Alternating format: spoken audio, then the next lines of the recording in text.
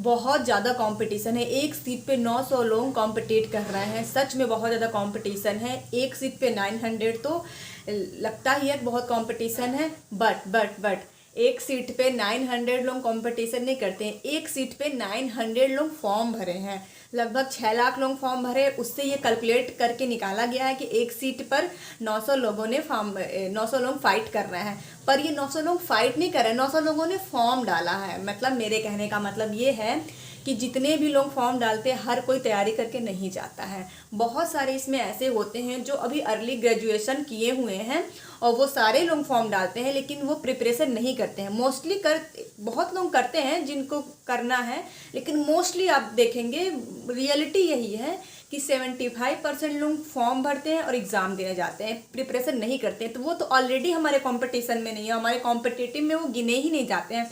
तो मोस्टली यही एक सीट पर 100 या 50, मुश्किल से इतनी ही कंपटीशन है, इतना भी नहीं है। क्योंकि देखिए बहुत लोग ऐसे होते हैं ना कि जो हम फॉर्म फिल कर दिए कि चलो आया है, हम इलिजिबल हम हैं इसलिए फॉर्म भर देते हैं, तो इसलिए वो फॉर्म भर देते हैं। और बहुत सारे लोग ऐसे होते हैं कि इनिशियल स्टेज पर तैयारी नहीं करते हैं और जब एडमिट कार्ड आता है तब स्टार्ट करते हैं। और बहुत लोग ऐसे होते हैं जो शुरू से तैयारी करते हैं, जब से फॉर्म भरे हैं, और जब एडमिट कार्ड आता है तब वो स्लो कर देते हैं क्योंकि वो डीमोटिवेशन हो जाता है उन लोगों को। और ये रियलिटी भी है, लेकिन हमारे माइंड को कंट्रोल करके रखना चाहिए कि हमें डीमोटिवेट बिल्कुल नहीं होना है।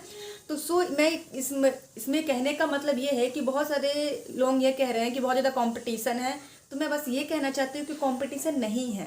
कंपटीशन सिर्फ उनके बीच होता है जो पढ़ाई कर रहे हैं, कंसिस्टेंसी से पढ़ाई कर रहे हैं। कंपटीशन उनके बीच नहीं होता है जो फॉर्म डालें। जो 6 लाख है ना, वो सिर्फ डिजिट है, वो सिर्फ डिजिट है। 1 लाख तो फॉर्म ही एग्ज़ाम ही देने नहीं आएंगे। और मुझे लगता है 3-4 लाख तो ऐसे फॉर्म भर दिए हैं या तो 4 दिन पढ़ लिया है या फिर सिर्फ फॉर्म भर कर एग्ज़ाम देने जाएंगे। बहुत ही कम लोग होते हैं जो एग्ज़ाम को रियलिटी में पढ़ते हैं और कंपटीशन उनके बीच होता है। तो बिल्कुल ये अपने माइंड से बिल्कुल हेडक हटा दीजिए। और मैं ये भी कहना चाहती हूँ, एडमिट कार्ड आ गया है तो बहुत सारे लोगों में ऐसा होता है, रियल है ऐसा होना कि एडमिट कार्ड आ गया है, अरे एग्ज़ाम तो बहुत अर्ली है हमारा और बहुत मतलब टाइम से है, या जिसका बहुत अर्ली है मैं उसके लिए बता रही हूँ, इनके अंदर ये आएगा कि 2-4 दिन 5 दिन या 1 हफ्ते भी होंगे तो अरे नहीं मैं नहीं पढ़ती हूँ, क्योंकि मतलब उनके अंदर ऐसा आ जाता है कि हमारी तैयारी नहीं हुई, अब 1 हफ्ते में क्या ही हो जाएगा। ऐसा नहीं है। जब एडमिट कार्ड आता है तो हमारे माइंड कैप्चर करने की कैपेसिटी थोड़ी बढ़ जाती है। बस ये सोचना है कि हमारे हाथ में सिर्फ पढ़ाई है, हम पढ़ाई ही बस कर सकते हैं। तो बस इसी चीज़ को आप ध्यान में रखिएगा। बिल्कुल पढ़ाई स्किप मत करिएगा, चाहे आपका अप्रैल में हो, स्टार्टिंग अप्रैल में, चाहे मार्च में, किसी भी डेट को पढ़ाई स्किप मत करिएगा। लेकिन बहुत ज़्यादा लोड लेकर मत पढ़िएगा, हैप्पी होकर पढ़िएगा कि जो पढ़ें आप उसी को रिवीजन करिए, वो भी बहुत सही है। नया कुछ मत पढ़िएगा। नया में बस छोटे छोटे का टॉपिक होंगे वो पढ़ लीजिएगा जो भूल रहा हो, बाकी ऐसे नया कुछ भी ब्रॉड सिलेबस लेकर मैथ्स रीजनिंग ये सब लेकर मत बैठिएगा। कंप्यूटर के शॉर्टकट की याद कर लीजिएगा, मैं कंप्यूटर के बता रही हूँ, कंप्यूटर की शॉर्टकट की याद कर लीजिएगा, मोस्ट है, बहुत इंपॉर्टेंट है। वनडे एग्जाम में शॉर्टकट कीज आते हैं। और एमएस ऑफिस में एमएस वर्ड बहुत ज़्यादा है, इससे क्या होता है, इससे क्या होता है, कुछ मेन्यूज याद कर ले, कितने कितने मेन्यूज एमएस ऑफिस में होते हैं, वर्ड में, एक्सेल में। और पावर पॉइंट प्रेजेंटेशन के लिए होता है, वर्ड डॉक्यूमेंट के लिए होता है, एक्सेल सीट वर्कबुक होता है। ये सारी चीज़ें जो छोटी छोटी होती है वही आती हैं, क्योंकि ये बहुत पूरा एक ब्रॉड 55 नंबर का तो एमएस मतलब कंप्यूटर आएगा नहीं। कंप्यूटर बहुत एक छोटे पार्ट में आएगा तो इजी ही आता है। बहुत ज़्यादा जहाँ कंप्यूटर आता है वहाँ इजी, टफ और मीडियम रहता है, मॉडरेट। तो बस आप पढ़ाई बिल्कुल स्किप मत करिए, पढ़िए। और अभी तो ये बहुत इन लोगों के लिए बहुत अच्छी खुशखबरी है कि जिनका थोड़ा अप्रैल में जा रहा है। लेकिन मेरे मतलब मैं जब एग्ज़ाम देती थी तो मैं क्या एनालिसिस करती थी, मतलब ये एनालिसिस होता है जिसका एग्ज़ाम जल्दी होता है ना, वो वहाँ पेपर थोड़ी ईजी आता है, मुझे ऐसा लगता है। पर्सनल एक्सपीरियंस मैं शेयर कर रही हूँ। और जितना जितना एग्ज़ाम थोड़ा सा डिले होता है, थोड़ा थोड़ा एग्ज़ाम टफ होता है। तो ये नॉर्मलाइजेशन भी होता है कि जिस शिफ्ट में एग्ज़ाम टफ आए हैं उनके नंबर थोड़े से बढ़ते हैं, और जिस शिफ्ट में एग्ज़ाम इजी आए हैं उसके नंबर थोड़े घटते हैं। पर मुझे पर्सनली क्या लगता है कि मैं ये चाहती हूँ कि मेरे पॉइंट ऑफ व्यू से कि पेपर जल्दी हो और पेपर इजी आए थोड़ा हमारा, और भले नंबर 2-3 घट जाए, मैं इस चीज़ पे फेवर करती हूँ।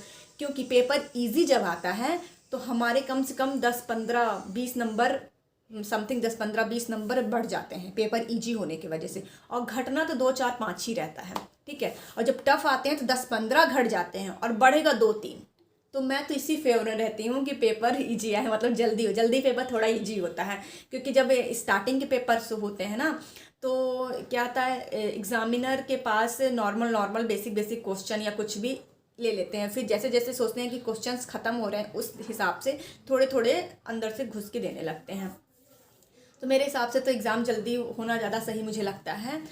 डर लगता है, भले एकदम पहला दिन हो तो डर लगेगा, लेकिन 2-3 दिन होने के बाद जब एग्ज़ाम होता है तो हमें थोड़ा सा आइडिया मिल जाता है, तो वो भी सही रहता है। एकदम पहला दिन हो उसके लिए तो भाई बहुत डर डर रहे, क्योंकि उसको तो अनएक्सपेक्टेड क्वेश्चंस देखने को मिलेंगे। फिर उसके बाद जब धीरे धीरे एग्ज़ाम होने लगता है तो फिर वो आइडियाज़ मिल जाते हैं यूट्यूब चैनल से, चाहे कहीं से भी आइडियाज़ मिल जाते हैं कि पेपर कैसे आ रहे हैं।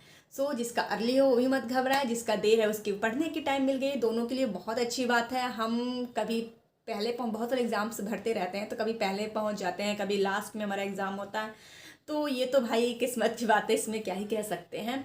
तो आप पढ़ाई बिल्कुल स्किप मत करिएगा, और आपको कोई भी क्यूरियस हो तो कमेंट बॉक्स में ज़रूर बताइएगा, मैं आपके क्यूरियस को सॉल्व करूँगी। Thanks for watching.